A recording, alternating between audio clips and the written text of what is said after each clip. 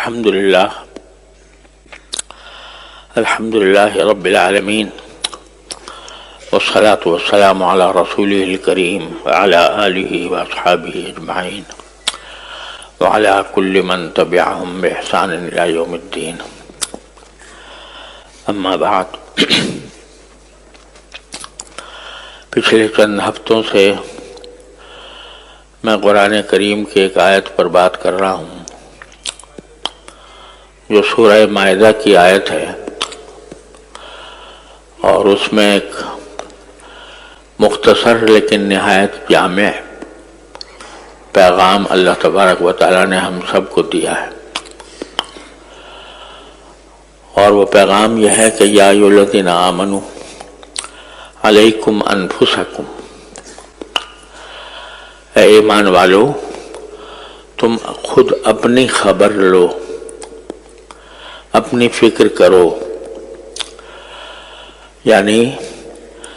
دوسروں کے اوپر تنقید کرنے کے مشغلے کو چھوڑو اور خود اپنے اوپر تنقید کرو، اپنے حال پر غور کرو کہ تمہیں بھی ایک دن دنیا سے جانا ہے، اللہ جل جلالہ کے حضور اپنے ہر قول و فعل کا جواب دینا ہے، تو دوسروں کے اوپر تنقید کرنے کے بجائے اپنی فکر کرو کہ آخرت میں میرا کیا انجام ہوگا۔ اپنے حالات کا جائزہ لو اور حالات کا جائزہ لے کر دیکھو کہ کہاں تم سے کوتاہی ہو رہی ہے، کہاں تم سے غلطی ہو رہی ہے، کہاں تم نبی کریم صلی اللہ علیہ وسلم کی تعلیمات کے خلاف کوئی کام کر رہے ہو، اس کو غور کر کے اس کمی کو یا اس کمزوری کو دور کرو، کیونکہ دوسرے لوگ اگر کسی غلط راستے پر ہیں تو وہ تمہیں کوئی نقصان نہیں پہنچا سکیں گے، لا یضرکم من ضل اذا اہتدیتم۔ تو اس سلسلے میں یہ عرض کرتا رہا ہوں کہ ہر انسان اگر اپنی فکر کر لے اور اپنے آپ کو دین کے سانچے میں ڈھالنے کی فکر میں لگ جائے تو اسی طرح رفتہ رفتہ معاشرہ درست ہو سکتا ہے۔ تو ہمارے اندر بعض اوقات ہمیں خیال ہوتا ہے کہ الحمدللہ ہمیں نمازیں پڑھنے کی توفیق ہو جاتی ہے، ہم 5 وقت کی نمازیں پڑھتے ہیں، اول تو اس میں بھی کوتاہیاں ہوتی ہیں، ان کا بھی جائزہ لیتے رہنا چاہیے کہ نمازیں ہم واقعی اس طریقے سے پڑھ رہے ہیں جیسا ہم سے مطلوب ہے۔ قرآن کریم نے فرمایا کہ نماز کے اندر خشوع ہونا چاہیے، تو کیا واقعی ہماری نمازوں میں خشوع ہے یا نہیں ہے، اس کی فکر کرنی چاہیے۔ اگر نہیں ہے تو اس کو حاصل کرنے کی طرف لگ جانا چاہیے۔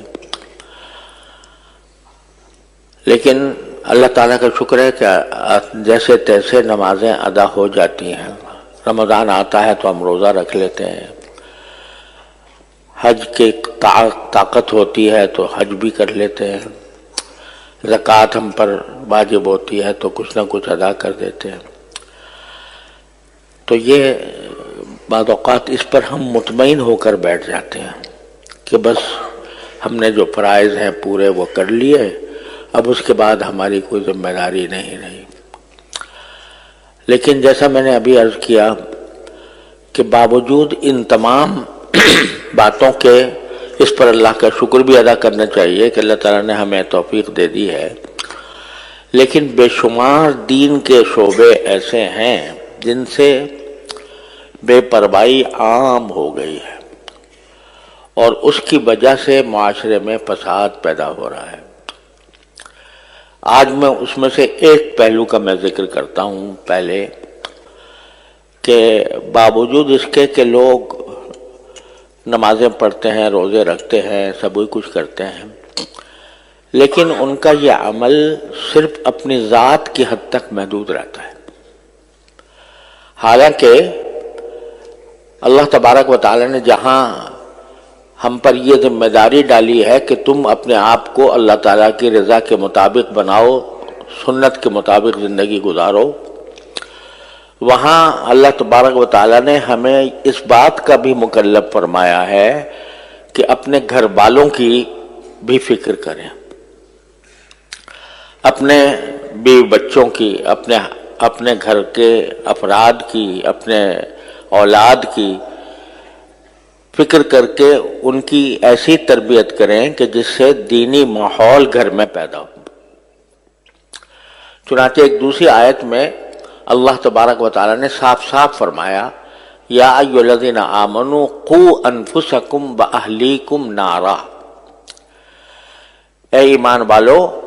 تم اپنے آپ کو بھی جہنم کی آگ سے بچاؤ اور اپنے گھر والوں کو بھی جہنم کی آگ سے بچاؤ۔ کیا مانا کہ صرف تمہیں اپنی ذات کو بچا لینا کافی نہیں ہے، بلکہ اپنے گھر والوں کی ذمہ داری بھی تم پر عائد ہوتی ہے۔ تم اپنی فیملی کے سربراہ ہو، اپنے خاندان کے سربراہ ہو، تو تمہارا فرض ہے کہ اپنی بیوی کو، اپنے بچوں کو، اپنی اولاد کو، بلکہ اگر بہن بھائیوں کو بھی سیدھے راستے پر رکھنے کی کوشش کرو۔ اب آج کل یہ صورتحال بہت عام ہو گئی ہے کہ ایک انسان اپنی ذات میں بڑا پکا نمازی ہے، صف اول میں پہنچتا ہے اور تکبیر اولیٰ کے ساتھ نماز جماعت میں ادا کرتا ہے، لیکن اس کی اولاد کا حال یہ ہے کہ وہ بالکل الٹی سمت میں جا رہی ہے۔ وہ اس کو نہ نماز کا پتہ ہے، نہ روزے کا پتہ ہے، روزہ چلو شاید رکھ لیا نہیں رکھ لیا، لیکن نمازوں کی فکر نہیں، نماز کو باجماعت ادا کرنے کی فکر نہیں، اس کو دین کی بنیادی باتوں کا پتہ نہیں، اس کو قرآن کریم پڑھنا نہیں آتا، اس کو قرآن کریم کی تلاوت کی توفیق نہیں ہوتی، اور وہ دن رات دوسری طرف لگا ہوا ہے، لہو و لعب میں، کھیل کود میں، اور اس کو ایسی تعلیم گاہوں میں اس کی تربیت ہو رہی ہے جہاں دین کا کوئی نشان نہیں ہے۔ آج ایک نہیں سینکڑوں مثالیں میرے سامنے آتی ہیں کہ بڑا نیک لوگ ہیں اور اپنی ذات میں نماز بھی پڑھتے ہیں، روزہ بھی رکھتے ہیں، حج بھی کرتے ہیں اور تبلیغ میں بھی وقت لگاتے ہیں، لیکن اولاد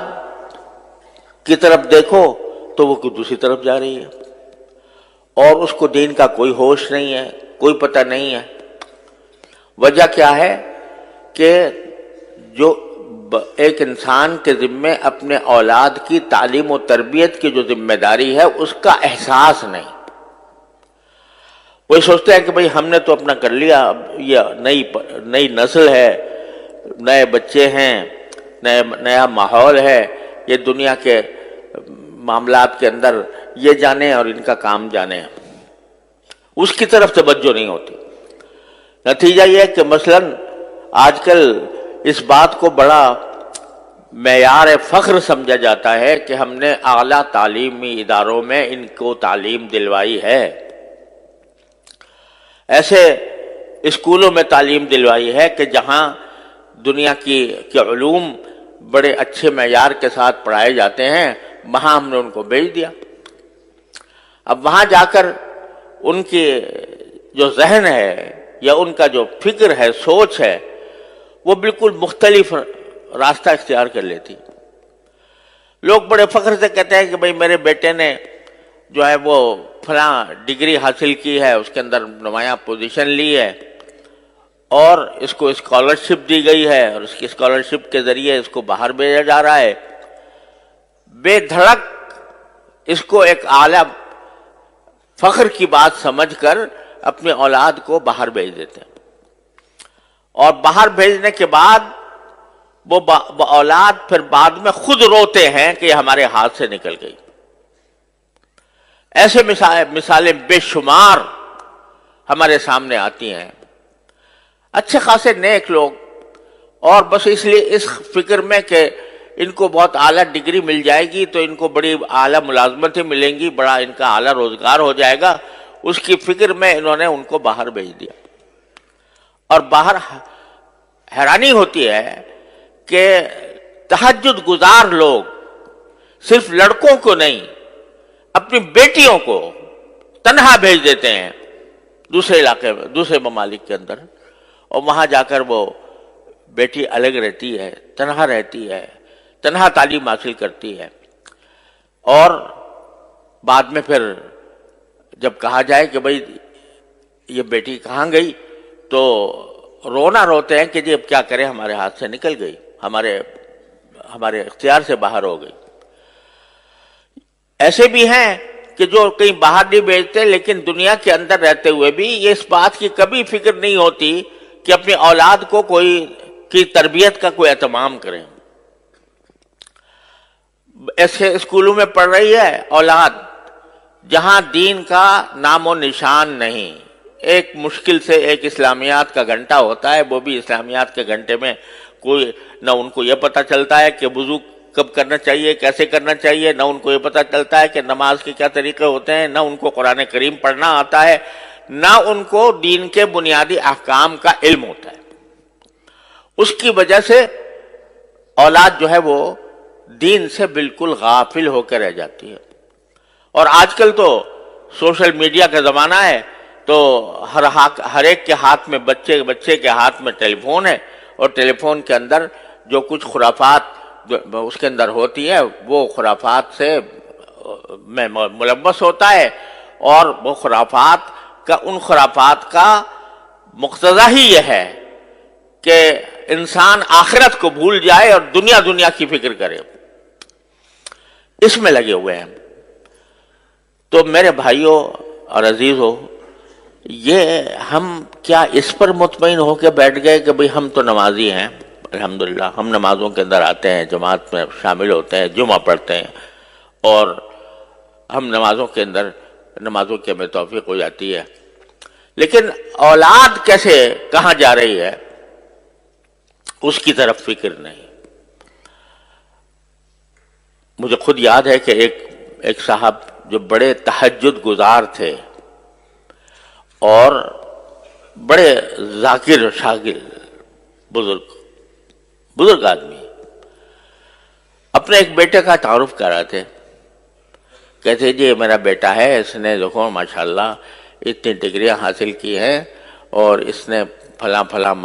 معاملات میں اس نے پوزیشنیں لی ہیں، اور یہ بہت اعلیٰ ملازمت پر بھی لگ گیا ہے، یہ ساری اس کے اندر خوبیاں ہیں، البتہ ذرا تھوڑا سا بے دین ہو گیا، کیا مانا کہ یہ ساری باتیں تو بہت اعلیٰ درجے کی ہیں، لیکن ایک چھوٹی سی خرابی ہے کہ بے دین ہو گیا،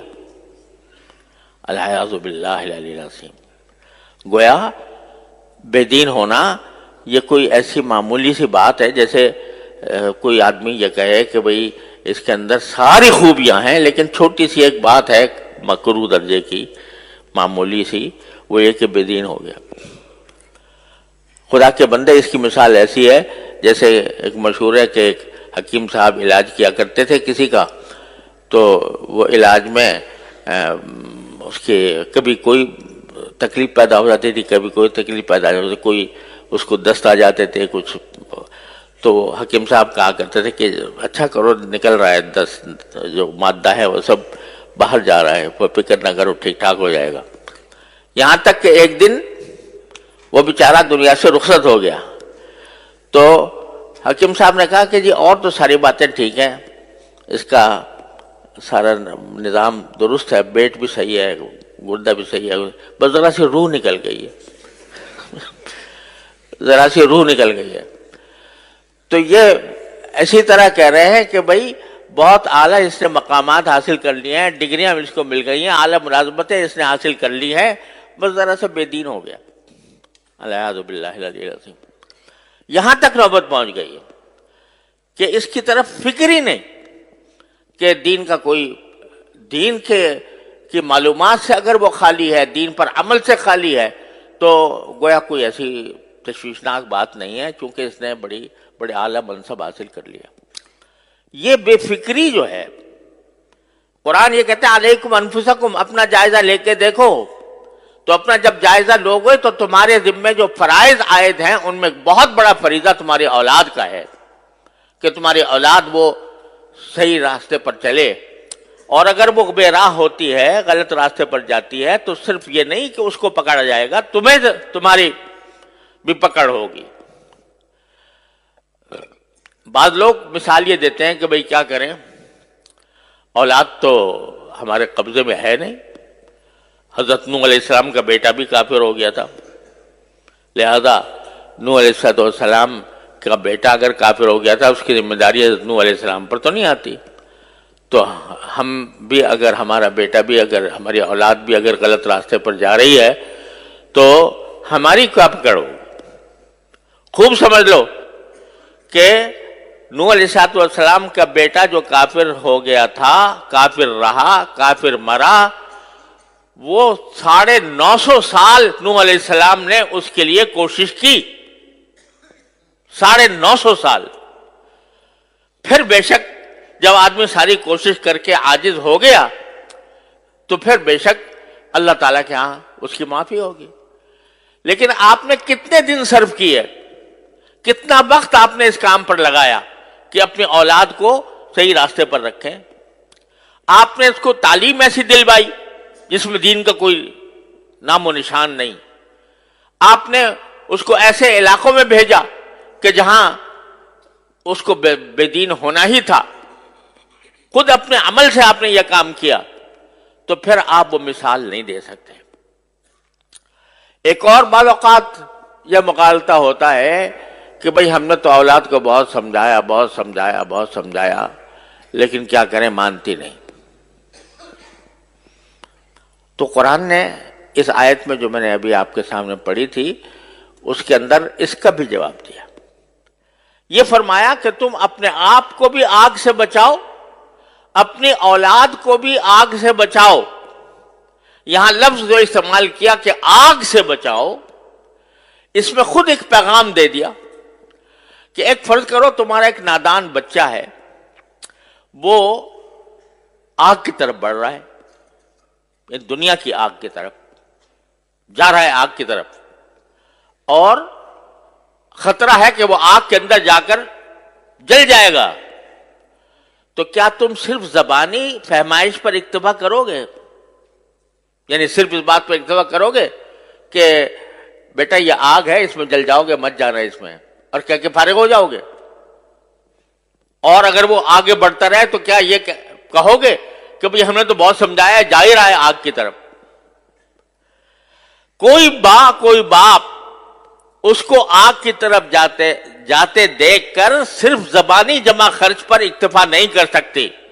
آگے بڑھ کر اس کو گود میں لے کر اس کو وہاں سے ہٹائے گی۔ تو کوشش وہ معتبر ہے کہ جو جس طرح دنیا کی آگ سے تم ایک اپنی نادان اولاد کو بچاتے ہو، اس طرح اتنی ہی اہمیت کے ساتھ اس کو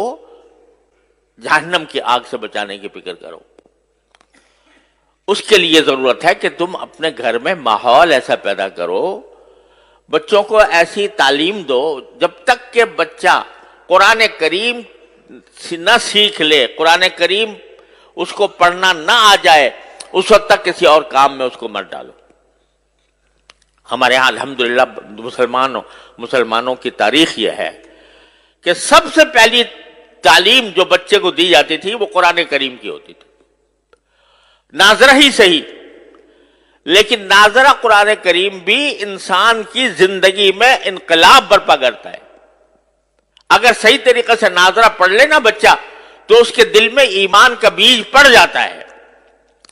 اور پھر آگے وہ ایمان کا بیج اس کو بہت سی برائیوں سے روکتا ہے۔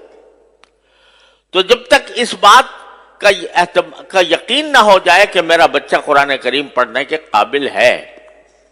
اس وقت تک اس کو آگے نہ بھیجو۔ اب ہمارے ہاں وزیر تک بن گئے ہیں لوگ، اور جب ان سے کہا گیا قل اللہ پڑھ لو تو قل اللہ پڑھنے نہیں آ رہا، تو وہ در حقیقت یہ اس لیے کہ ہم نے ہمارے ذہن سے دین کی تعلیم و تربیت کی اہمیت ہی ختم ہو گئی. ہمارے دل میں اس کی اہمیت ہی نہیں ہے کہ ہمارا بچہ جو ہے وہ دین کی معلومات، دین کا علم حاصل کرے. نہ صحیح، ٹھیک ہے، ہم نے یہ نہیں کہتے کہ آپ ہر ایک کو عالم دین بناؤ، ہر ایک کا عالم دین بننا بھی فرض نہیں ہے کہ آپ پورا درس نظامی پڑھاؤ 8 سال تک. لیکن اگر کم از کم جو انسان کے ذمہ فرض عین ہے اس کا علم تو بچے کو ہر حال میں ہونا چاہیے. اور اس کے لیے کسی ایسی درسگاہ، الحمدللہ اب ایسی درسگاہیں موجود ہیں جس میں جو دنیاوی تعلیم کہلاتی ہے وہ بھی الحمدللہ اس میں پڑھائی جاتی ہے، اور اس کے ساتھ ساتھ اس کو مسلمان بنانے کی بھی فکر ہوتی ہے، اس کو دینی معلومات بھی فراہم کی جاتی ہے. ایسی درسگاہوں کے اندر اس کو بھیجو. جب تم خود ایسے درسگاہوں میں بھیج دو گے جہاں پر الحاد اور بے دینی کا چرچا ہے تو پھر وہ اس کی ذمہ داری تمہارے اوپر عائد ہوتی ہے کہ تم نے ایسی جگہ بھیجا کیوں. اور دوسری بات یہ کہ اگر فرض کرو کہ کوئی بچہ آپ نے کسی درسگاہ میں بھیجا، کسی اسکول میں بھیجا، وہاں پر دین کی معلومات اس کو حاصل نہیں ہو رہی، دین کا علم اس کو حاصل نہیں ہو رہا، تو کم از کم اتنا تو کر لو کہ اپنے گھروں کے اندر تھوڑا سا وقت اپنے بچوں کے ساتھ ایسا نکالو جس میں کچھ دین کی معلومات بچوں کو فراہم کی جائیں. کم از کم سیرت طیبہ، نبی کریم صلی اللہ علیہ وسلم کی سیرت طیبہ سب مل کر گھر والے بیٹھ کر تھوڑا سا وقت نکال کر اس میں پڑھیں. اس سیرت طیبہ میں نبی کریم صلی اللہ علیہ وسلم کے حالات زندگی بھی ہیں، اس میں نبی کریم صلی اللہ علیہ وسلم کے اخلاق بھی ہیں، آپ کی معاشرت بھی ہے، آپ کے سکھائے ہوئے آداب بھی ہیں. وہ سارے کے سارے اکٹھے بیٹھ کر پڑھیں. اس میں کیا مشکل کام ہے؟ رات کو تھوڑا سا وقت سونے سے پہلے اپنے سارے بچوں کو جمع کر کے اور اس میں خود نبی کریم صلی اللہ علیہ وسلم کی سیرت طیبہ کی کوئی کتاب پڑھ لو سب بیٹھ کے، اور اس کے اندر نبی کریم صلی اللہ علیہ وسلم کی سنتیں بھی اس میں بیان ہوں گی. ایک کتاب ہے اسوہ رسول اکرم صلی اللہ علیہ وسلم، میرے شیخ حضرت عارفی قدس اللہ تعالیٰ سرہ کی کتاب ہے، وہ سامنے رکھ لو، اس کو تھوڑا تھوڑا کر کے پڑھو اور سب اس کے کو سنیں، اس کو سمجھے، تو کم از کم گھر کے ماحول کے اندر ایک ایسا مدرسہ قائم ہو جائے گا. اور یہ اصل مدرسہ ہے. نبی کریم صلی اللہ علیہ وسلم کے عہد مبارک میں کوئی باقاعدہ مدرسہ نہیں ہوتا تھا، صفہ تھا جس میں صحابہ کرام مختلف علاقوں سے آ کر تھوڑے سے پڑھ گئے تھے. وہ انہوں نے تو اپنے آپ کو خاص کر لیا تھا اس کے لیے. لیکن ہر صحابی کا اپنا گھر خود مدرسہ تھا دین کا. ہر صحابی کے گھر میں تذکرے نبی کریم صلی اللہ علیہ وسلم کی سنت کے ہوتے تھے، آپ کی سیرت کے ہوتے تھے. اس کے نتیجے میں جو اولاد پیدا ہو رہی تھی وہ اولاد بھی سیرت اور سنت کے سانچے میں ڈلی ہوئی تھی. اس میں کیا مشکل کام ہے؟ میں کہتا ہوں 15 منٹ نکال لو، صرف 15 منٹ روزانہ، اور اس میں نبی کریم سرور دو عالم صلی اللہ علیہ وسلم کی سیرت طیبہ پر مشتمل کوئی کتاب پڑھی جائے، اور پڑھ کر بچوں کو اس